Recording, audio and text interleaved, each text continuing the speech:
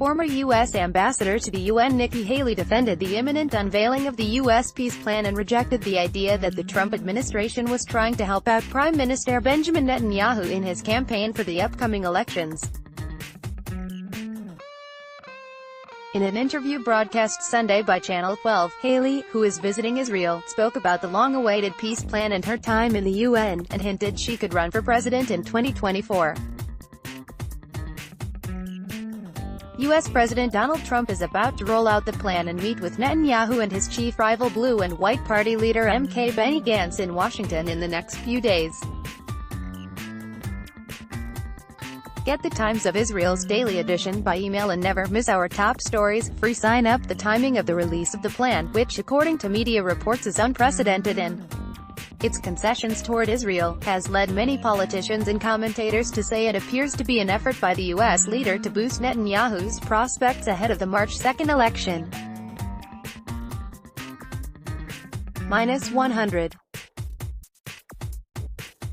pic.twitter.com/3k4j9ek4v Miri Barbie @MiriBarbie, January 26, 2020 asked if publication of the peace plan is intended as a political lifesaver for Netanyahu. Haley responded, "People are saying the same thing about Trump in the U.S. and I don't believe either to be true. Trump is in the middle of an impeachment trial." She said the plan was worked on for a long time, with great care, and that there would always be some people would say it was rolled out too soon or too late. Israel is now going on its third election. It's not like we could sit there and wait for those repeated elections to stop, she said, referring to the political deadlock that has failed to produce a government in two previous votes. Haley said she hoped the stalemate in Israel was resolved because she doesn't want the region to see Israel as vulnerable. Nikki Haley speaks at a UN Security Council meeting on the Middle East on November 19, 2018, courtesy of the peace plan. Haley said she had seen an earlier version and it is well thought out, it does not compromise national security for Israel, and it improves the quality of life for Palestinians, she said. I hope both sides will give it the opportunity it needs. Haley said the U.S. had no intention of imposing the plan on either side, but was offering it as a way forward. Haley, who stepped down in December 2018, won plaudits in Israel and among the pro-Israel community in the U.S. while in office for her staunch backing of the Jewish state at the United Nations. She admitted to Channel 12 she didn't know a lot about Israel when she came to the UN, but said that her goal was, how do we change the culture? What we can say is the session on Middle East is no longer an Israel-bashing session, she said. It now talks about the region. Haley, who has Indian parents, explained that her special connection to Israel comes from the similarities between Jewish and Indian culture. The more I learned, the more I loved Israel, and I think it is because I feel kinship with the Jewish people, she said. They think very much like the Indian community. The education and family, the way of life is very similar. I appreciate the desire to just want to be treated fairly, she continued. Former U.S. Ambassador to UN Nikki Haley praised at the Western Wall in Jerusalem's Old City on June 26, 2019.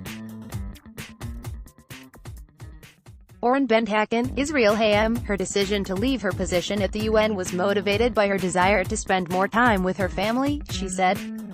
Haley speculated that she survived the Trump administration, which has seen officials at all levels abruptly leave or be dismissed, by always telling Trump what she really thought. I told the president the truth, regardless of the situation, Haley said, adding that the president always listened. Haley was in Israel to partner with the Israel Center on Addiction, a cause she strongly supports. Quizzed on her view of Trump's ongoing impeachment trial, she made it clear she believes the president is innocent. Trump is suspected of withholding military aid from Ukraine to pressure that country into investigating a Democrat presidential candidate, and then obstructing a congressional investigation into his actions. Asked if she thought that Trump had done anything wrong, Haley did not hesitate in responding, no. Haley emphatically denied rumors that she was planning on replacing Mike Pence as Trump's choice for vice president in the 2020 elections, but was cautiously open to the idea of running for president herself in 2024. It's just too soon, she said. It's easy for people to talk about it. It's hard to do. It's hard to run for President of the United States. If it's meant to be, it will, she said. Prime Minister Benjamin Netanyahu meets with United States Ambassador to the United Nations Nikki Haley at Netanyahu's office in Jerusalem on June 7, 2017. Maddie Stern, U.S. Embassy Tel Aviv. Among the major American initiatives and moves at the UN during her tenure were the decision to pull out of the Human Rights Council, ending funding for the UN Agency for Palestinian Refugees, and defending U.S. President Donald Trump's recognition of Jerusalem as Israel's capital. Both Netanyahu and Gantz are scheduled to meet with Trump, separately and privately, in the White House on Monday. Netanyahu and Trump are set for a higher-profile meeting Tuesday. The plan, which Trump said he would release before his second meeting with Netanyahu on Tuesday, is expected to strongly favor Israel, and is unlikely to garner any international support if it is seen as undermining the prospect of a two-state solution. Let's block ads. Why?